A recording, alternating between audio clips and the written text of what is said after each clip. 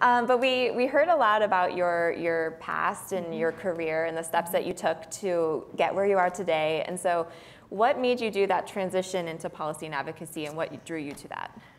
Always a good question, and I generally like to answer that. Christine, I think you've heard me say before that I really just fell into policy.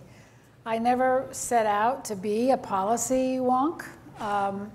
Learned through experience that I actually loved it, loved that part of the job. And I was very fortunate to be able to come into policy work after I had already been in classrooms, had been teaching 3-year-olds and 4-year-olds, had been running programs, had been teaching student teachers at the 4-year and 2-year level. And so there was an on-the-ground experience that I could bring into policy work. And a friend of mine came to a meeting one night that I was a part of and just said that she had an opening to be a policy specialist. I had no idea what that was.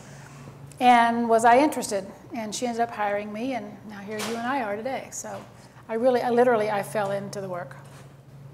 So this is a really great question, because I think all of us in the room have that person or persons in our career, in our life, that were our mentors and helped us get to where we are today. So who are your mentors, and how did they really shape your approach to policy and advocacy? So I would tell you that my primary mentor in my career, in my job, was a woman named Ellen Skinner, who had been a state person in Georgia, and then she had been a Fed. And then she was back at the state level, but in Texas this time, and she was running the office that I was a part of. She became my boss when I became the official administrator of child care and development in the state of Texas.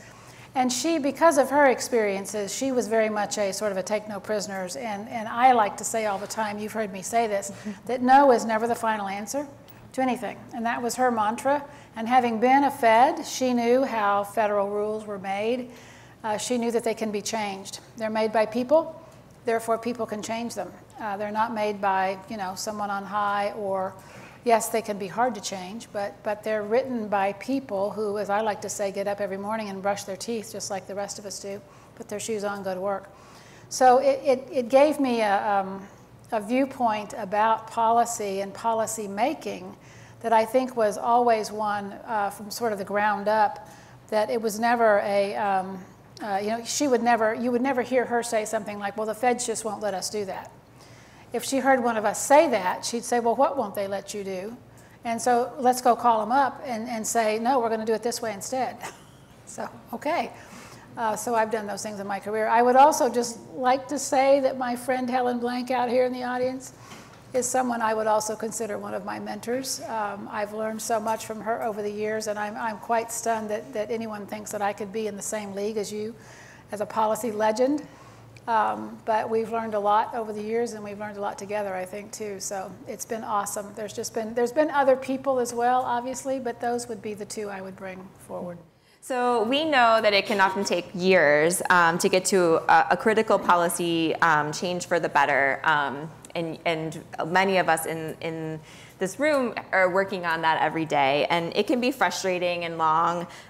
So how do you manage when it can be a really long process, but you're passionate about the need for change?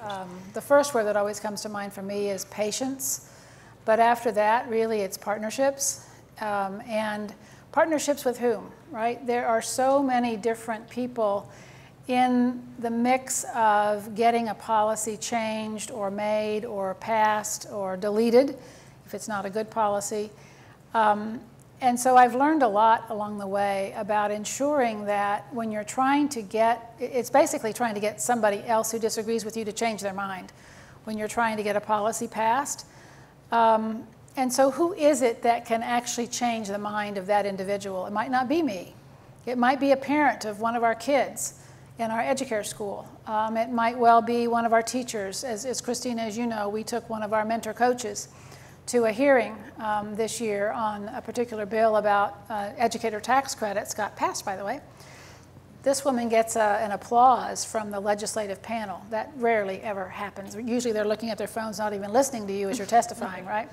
So a lot of it, I think, has to do with just, strategically thinking about who is it that that other person is going to actually listen to. Figuring out who are other people going to listen to, and giving them an opportunity to tell you what it is they're really thinking.